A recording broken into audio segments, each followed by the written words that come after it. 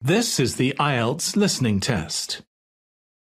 You will hear a number of different recordings and you will have to answer questions on what you hear.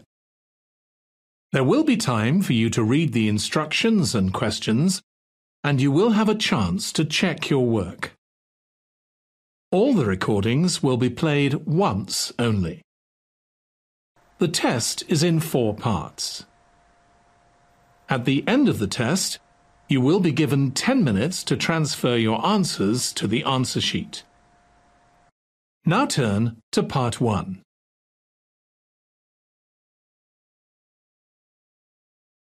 Part 1.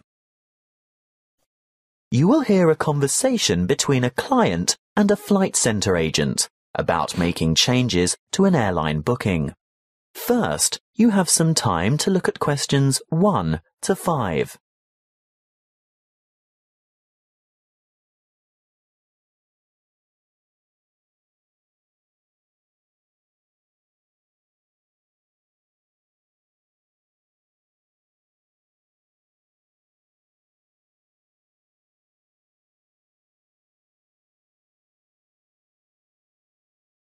Listen carefully and answer questions 1 to 5. Good morning, Mrs. Gray. This is Bert Stock speaking from Finnegan's Flight Centre. I can now confirm your flight to Singapore. Oh, good. No problems, I hope? No, everything is in order.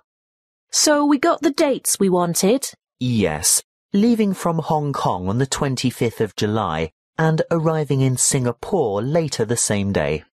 How long does the flight last? Oh, about 3 hours 40 minutes. So we'd get there at... 9:45. In the evening? No, 9:45 a.m. But that means we'd be leaving at... Your flight leaves Hong Kong at 6:05 a.m.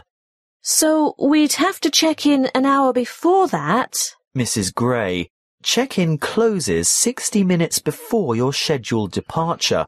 If you arrive after check-in has closed, you will not be able to board the flight, and you may forfeit your entire fare.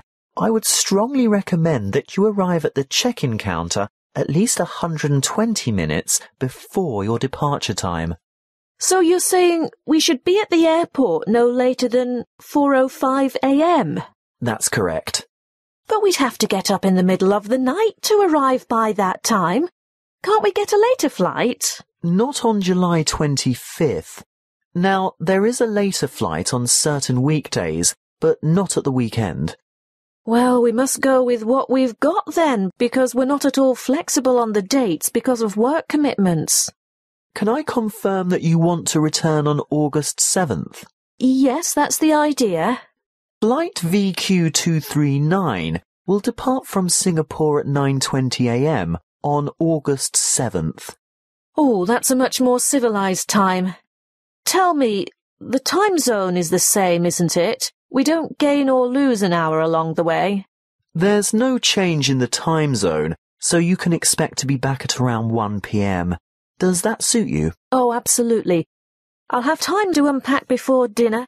We're expecting to meet friends at the new seafood restaurant at 8 o'clock. Before you hear the rest of the conversation, you have some time to look at questions 6 to 10.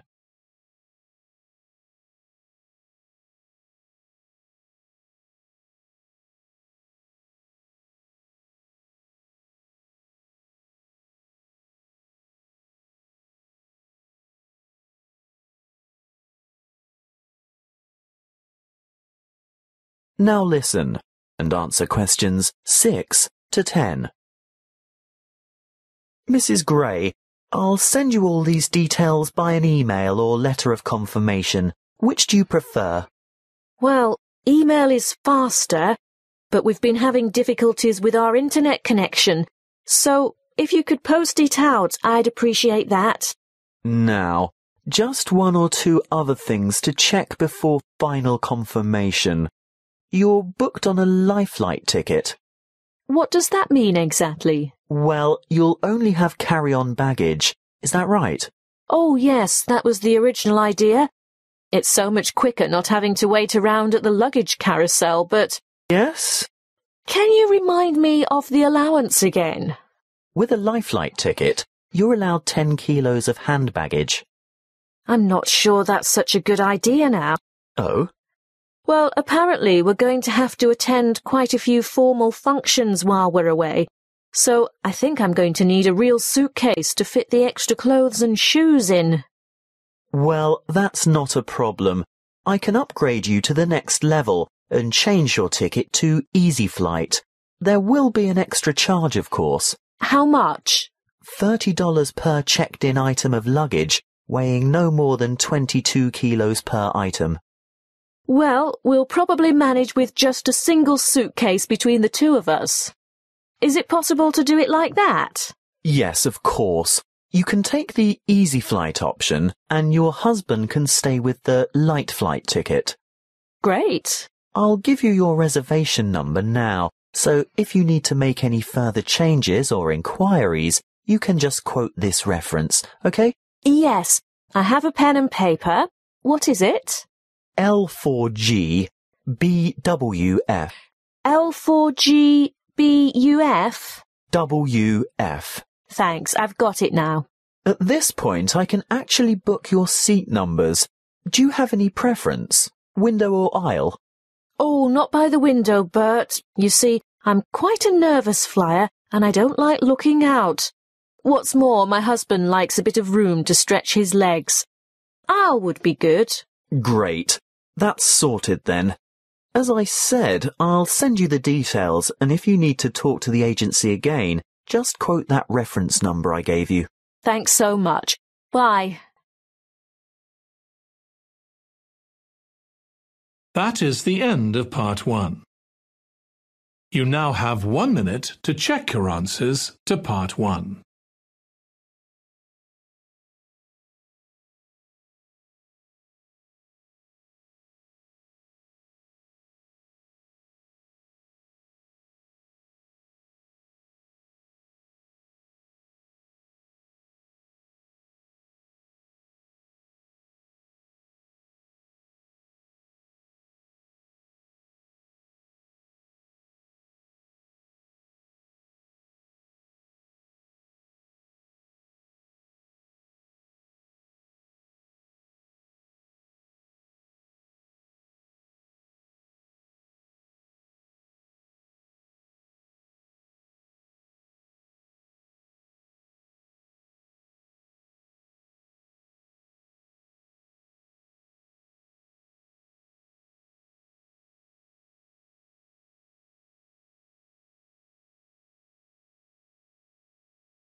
Part 2.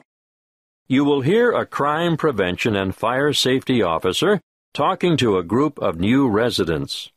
First, you have some time to look at questions 11 to 15.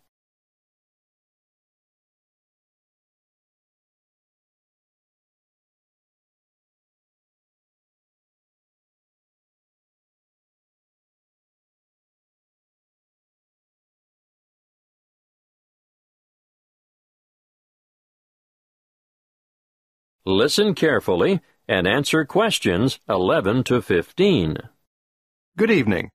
Last week, Mr. Jenkins spoke to you about home security. My name is Malcolm Fletcher, and tonight I'm going to talk about personal safety when driving and fire safety in the home.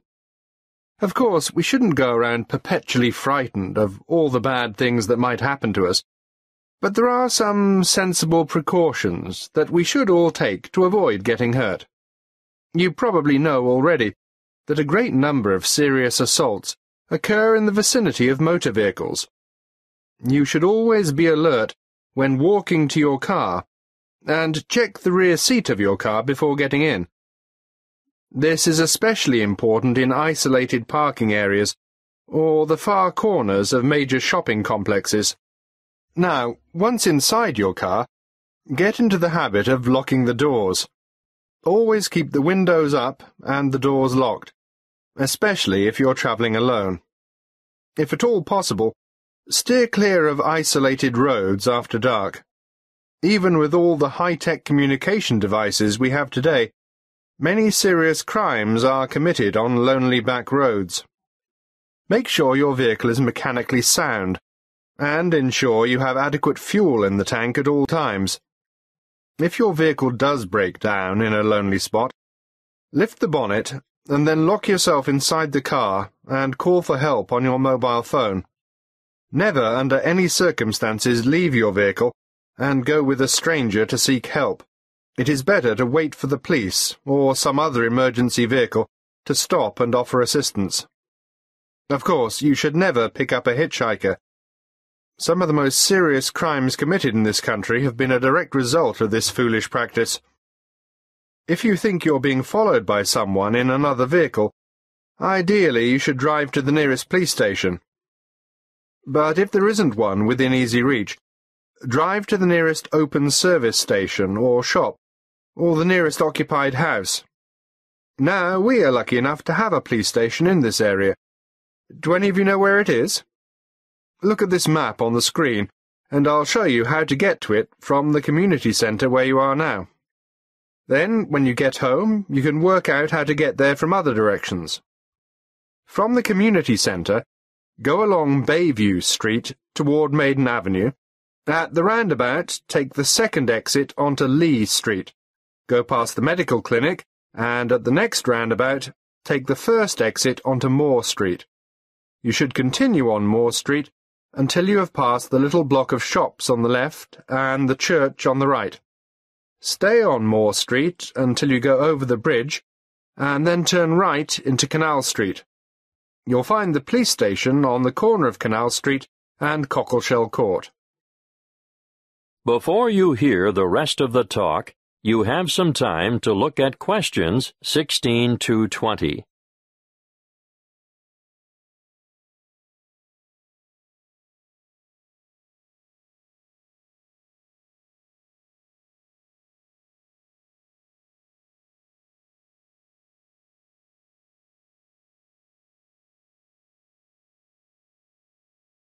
Now listen and answer questions 16 to 20. Now let's move on to fire safety. Before I talk to you about safety precautions and procedures, I'd like to mention some of the effects of smoke and heat on humans. There are 4 ingredients of fire, namely oxygen, fuel, heat, and chain reactions. Almost all materials burn, and most household goods burn very easily. The air we breathe contains about 21% oxygen. As fire burns, it consumes oxygen, thereby reducing the oxygen content of the air. When that is reduced to 15%, oxygen deficiencies in body tissue cause an impairment of muscle control and dexterity. At between 10 and 14%, judgment and reasoning are affected. Oxygen reduction to between 6 and 10% results in unconsciousness, and breathing stops. Sounds scary, doesn't it? But that's not all you have to worry about. Many materials in the home give off toxic gases as they burn.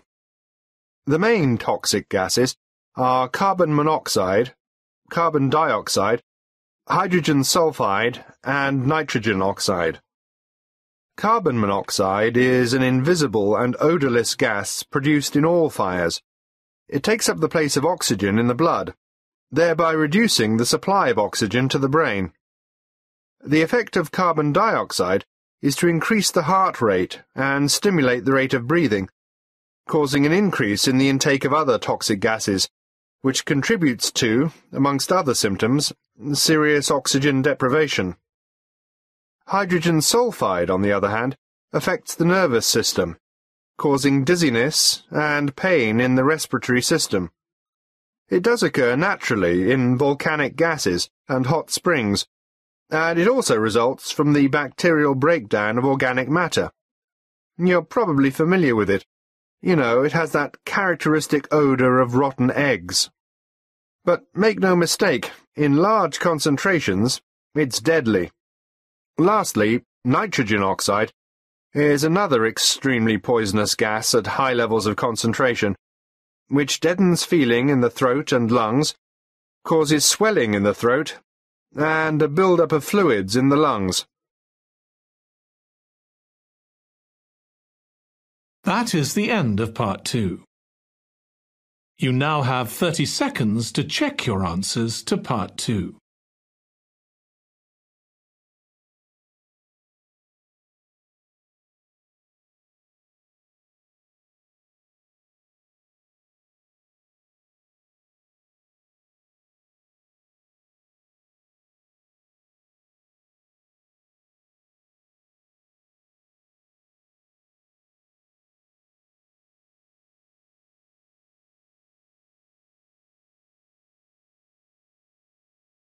Part 3. You will hear a conversation between a tutor and two students in the Political Studies Department of a New Zealand tertiary institution. First, you have some time to look at questions 21 to 25.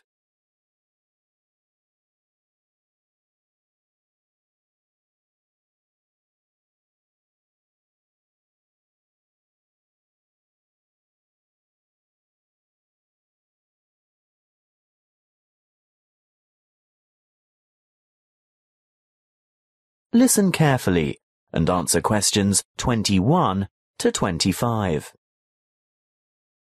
Good morning. Now, you've come to discuss how our Parliament works. Is that right? Yes, it's a bit different from some of the other democracies we've studied, and we're a bit confused. Well, what do you know? We know that the system of government in New Zealand is a constitutional monarchy, but we're not sure how the power is shared or who has ultimate authority. The government is formed from a democratically elected House of Representatives. Is that the same as Parliament? Yes, the House of Representatives is what is commonly called Parliament.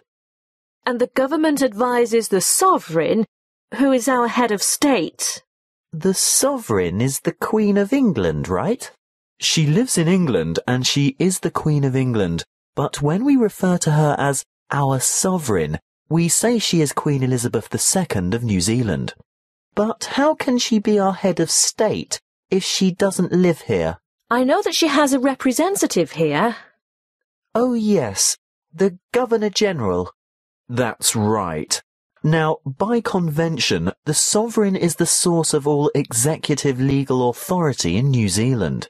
So she's the boss. Well, you could say that. However, she or her representative almost always acts on the advice of the government, in all but the most exceptional circumstances, that is.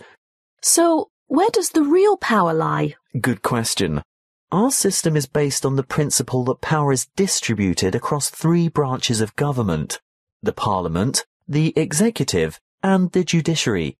But Parliament makes the law, doesn't it? That's right. So what's the point of the other two? Well, you need a body to administer the law. That's the Executive, made up of ministers of the Crown, and the Judiciary interprets the law through the courts. Before you hear the rest of the conversation, you have some time to look at questions 26 to 30.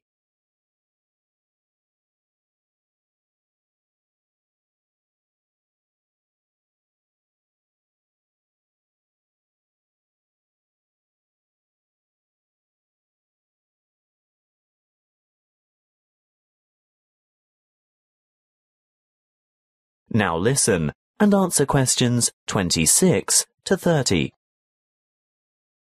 When I'm watching American legal programs on TV, I always hear people talking about the Constitution and how something is unconstitutional. What exactly is a constitution? It's a document outlining the basic laws or principles by which a country is governed. Do we have one? No. This would actually make a good topic for next semester's debate. There's quite a bit of controversy over that particular issue. New Zealand has no single written constitution or any form of law that is higher than the laws passed in Parliament. OK, I think I've got that. The rules about how our system of government works are all contained in the laws that have been passed by Parliament? Those laws are called Acts of Parliament, but there are also other documents issued under the authority of the Queen, and some relevant UK Acts of Parliament. Really? But it's all written down, right? Not exactly. There are several unwritten constitutional conventions as well. I can see why this would make a good topic for debate. Altogether, though, our system is quite simple because our Parliament is unicameral. What does that mean? It means there is just one chamber, the House of Representatives, and there is no upper house. I see. By upper house you mean a second house, like a Senate? In the American model, yes, but the British have a House of Lords as their upper house, don't they?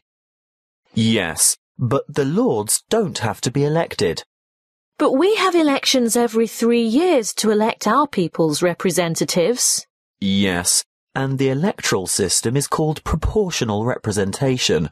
A lot of democracies have quite different voting systems. Why is ours called MMP? That stands for Mixed Member Proportional Representation. So that's why each elector has 2 votes. Exactly. One for a local Member of Parliament for the particular electoral district you live in, and one for a preferred political party. So that's where the proportional part of it comes in. Political parties are represented in Parliament in proportion to the share of votes each party has won in the party vote in the general election. Any more questions? No, not at this stage. Thank you for your time today. Okay. See you in class tomorrow. Bye. That is the end of part 3. You now have 30 seconds to check your answers to part 3.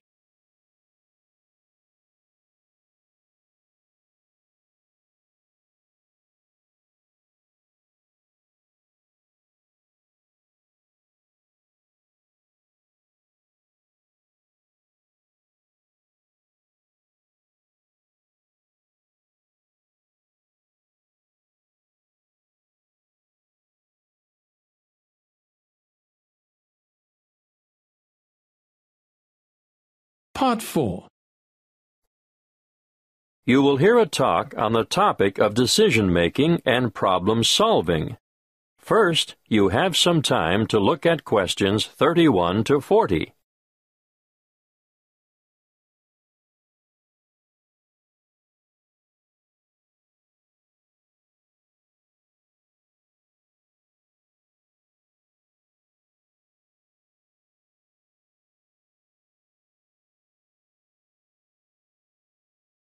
Listen carefully and answer questions 31 to 40. Good morning. Today, as part of your business management course, we're starting a unit on problem-solving skills and decision-making. Let's start with a powerful decision-making technique developed by Edward de Bono in his book 6 Thinking Hats, which you'll find on your required reading list. The method works by compelling you to move outside your habitual ways of thinking. Often, success in business results from rational, positive thinking. But these approaches, used in combination with quite different ones, will improve the overall quality of your decision-making. Now, each thinking hat has a different colour and represents a different style of thinking. Let's start with the white hat. When you're wearing the white hat, you look at the information you have. You look at historical trends and try to analyse them. And you take account of gaps in your knowledge and try to fill them. On the other hand, if you're wearing the red hat, you listen to your gut reaction and instincts. You also try to imagine the intuitive response that other people might have. How would other people, who are unaware of your reasoning and all the facts at your disposal, react? That brings us to the black hat next. Black hat thinking, as its name suggests, is cautious and defensive. And you examine why something might not work. It all sounds very negative, but it is essential to know what the weak points in a plan of action might be. It permits you to alter your approach, eliminate problems, or at least be ready with contingency plans if the worst happens. After all, it is better to spot the fatal flaw and know the risks before you undertake a new enterprise. The opposite viewpoint, of course, comes with the yellow hat. It helps you to continue when the outlook is gloomy or the problems seem insurmountable. Think positively, and you'll see all the advantages and values of the decision and all the opportunities it brings. Let's look at what the green hat has to offer now. It stands for freewheeling, imaginative, inspired, innovative thinking, where there is little or no criticism of ideas. Original solutions to a problem are more likely to arise when you're wearing the green hat. Finally, the blue hat. This is the hat that the person chairing the meeting wears. The blue hat is in charge and organizes the meeting. He or she can point activities in the direction of other colored hats when required. For example, if ideas have dried up, the blue hat will suggest more green hat thinking. If there is too much exuberance and enthusiasm for an idea, the blue hat will ask for black hat thinking to ensure that any possible defects have been addressed. Needless to say, you can use 6 thinking hats by yourself, but it really comes into its own when participants with different thinking styles come together to make a sound decision. Now, another useful way to generate radical ideas or creative solutions to a problem is brainstorming. You're all familiar with the term brainstorming, and I'm sure you've all done it from time to time. But even in well-managed groups, sometimes big egos intimidate less confident participants, who in turn may feel pressured to conform, or are inhibited because of their respect for authority. What I would suggest in this case is a system called the stepladder technique. If you follow the flowchart on the board, you'll see there are just 5 basic steps. Firstly, members contribute on an individual level. The task is presented to them. They're given time to think and form their own opinions about how to solve the problem. You do this before you get them together as a group. Secondly, you form a core group of just 2 people and allow them time to discuss the topic of concern. In the third step, a third member is added to the core group, but, and this is most important, that third person presents his or her thoughts before having a chance to hear the proposals that have already been put forward. When all 3 have explained their ideas, then they can consider their options collectively. In step 4, the same process is repeated. A word of advice here. Keep the group small to maximize effectiveness. You can limit the numbers to 4, or add more, but I wouldn't go above 7. Not if you want a good quality decision. The last step in the process is to get a final decision, but only after all members have been included and had the opportunity to communicate their ideas. The main benefit of this step-by-step method is to give even the most diffident and quietist people the chance to share their ideas before they can be influenced by others.